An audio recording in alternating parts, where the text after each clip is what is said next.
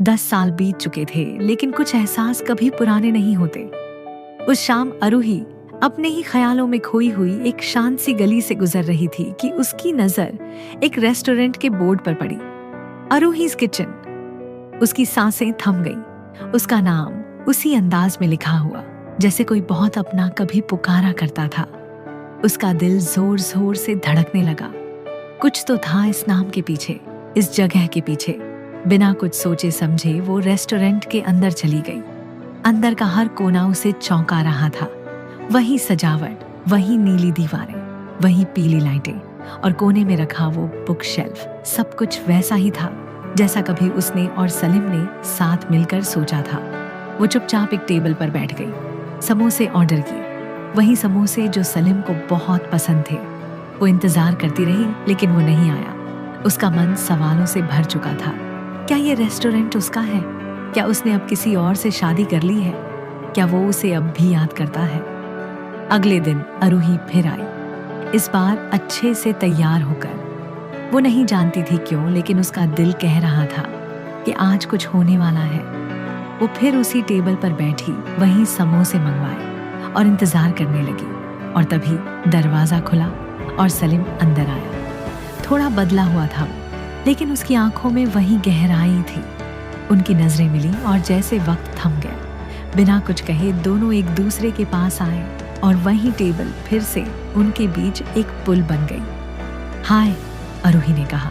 हाय, सलीम ने मुस्कुराते हुए जवाब दिया। शुरुआती बातचीत में थोड़ी झिझक थी, लेकिन फिर बातों का सिलसिला चल पड़ा। उन्होंने एक दूसरे से पूछा कि जिंदगी ने उन्हें कहाँ कहाँ पहुंचाया। अचानक अरूही ने सीधा सवाल कर दिया, तुमने शादी की? सलीम ने हल्की मुस्कान दी और कहा, नहीं। क्यों नहीं की? उसने पूछा। सलीम चुप रहा, कोई जवाब नहीं दिया, बस नजरें झुका ली।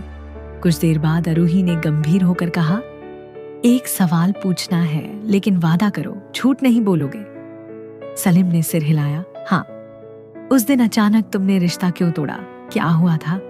सलीम की आंखें भर आईं। उसने गहरी सांस ली और फिर हर सच उसकी जुबान पर आ गया।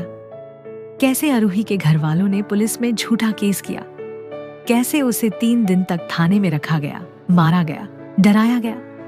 कैसे उसके पिता ने कहा कि अगर उसे बचाना है तो लड़की को छोड़ना होगा, और कैसे उसके माता पिता ने हाथ जोड़कर उससे मिन्नतें की थी। उसने मजबूरी में उसे तोड़ा था, लेकिन दिल से कभी नहीं छोड़ा था। अरूही की आंखों से आंसू बह निकले। वो कांप रही थी, जैसे कोई तूफान उसके भीतर से गुजर रहा हो।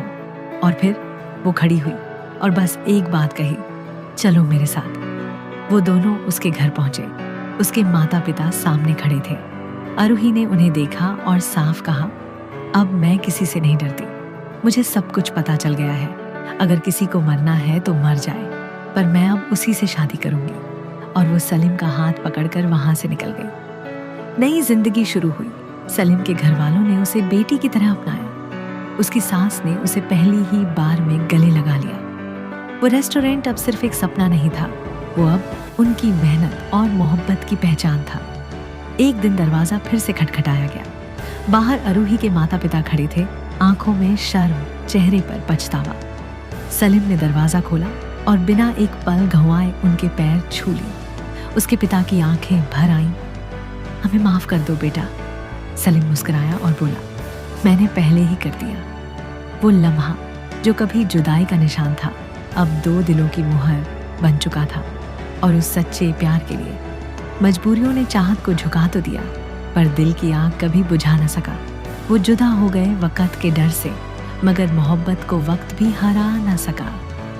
इश्क अगर सच्चा हो तो लौट आता है, कभी नाम बनकर, कभी पूरा जहां बनकर।